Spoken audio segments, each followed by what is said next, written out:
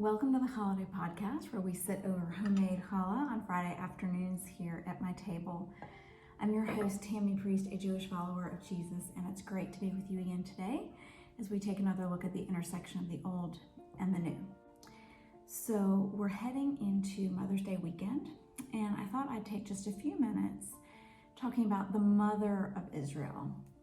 Now, let me say that if you're not a mom, or you're missing your mother, or even if you're a man, this message is still for you, because this mother of Israel is actually not identified as having any biological children at all. And it was other things that led her to actually name herself as Mother of Israel. So let me back up and explain. The fourth judge of Israel was Deborah. Now, I've always loved Deborah in Hebrew, because my given Hebrew name is Deborah. So a side note, when Jewish girls are 8 days old, we have a naming ceremony, and I was named for my great-grandmother, Deborah. And so I've always loved learning about Deborah in scripture. And there's so much I could share about her. I love teaching about her around Mother's Day. But for today, I just want to share a little summary of who she was as we ponder Mother's Day, the day after tomorrow. Now, really, the key to Deborah's life can be found in one simple verse. The author of Judges, who was most likely Samuel, introduces us to her in verse 4 of Judges 4. He says, "Now Deborah, a woman and a prophet, the wife of Lapidot, was judging Israel at that time."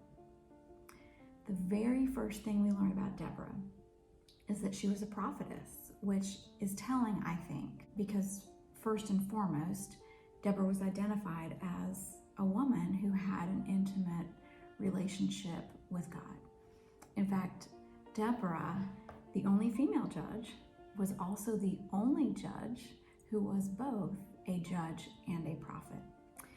So I thought I'd read just a few things from her victory song in Judges 5, because one Jewish Bible commentator said that the Song of Deborah is a spontaneous poetical outbreak of the heart of a woman.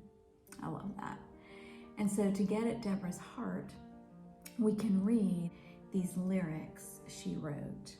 These are just some of them. "Hear kings, listen princes, I will sing to Adonai. I will sing praise to Adonai, the God of Israel. They chose new gods when war was at the gates. Was there a shield or spear to be seen among Israel's 40,000 men? My heart goes out to Israel's leaders and to those among the people who volunteer. All of you bless Adonai. May those who love him be like the sun going forth in its glory." So this spontaneous poetical outbreak of Deborah's heart in her victory song were these things, not bringing glory to herself, even though she was actually the military leader of this battle against the Philistines. Instead, this is how she described herself in verse 5-7. "Villagers in Israel would not fight. They held back until I, Deborah, arose, a mother in Israel." So the Hebrew word for mother here is a form of imah, which is the regular word for mom. But it's also a figurative title for someone who binds a family together. And so Deborah's role as the country's mother was to protect them, to treat them like a family, to protect them, to teach them about God's deliverance and his faithfulness. And she celebrated God as the victor here, and then recognized herself as really the shepherd, the shepherdess of the nation.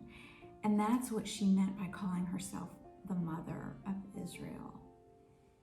And so as we approach Mother's Day, I hope that we can all be inspired by what Deborah meant by being a mother, to encourage the people in our care, to protect them, and to lead them into God's deliverance through life's trials. It's something to think about, I think, when we consider what it means to shepherd the people in our care every day and on this holiday.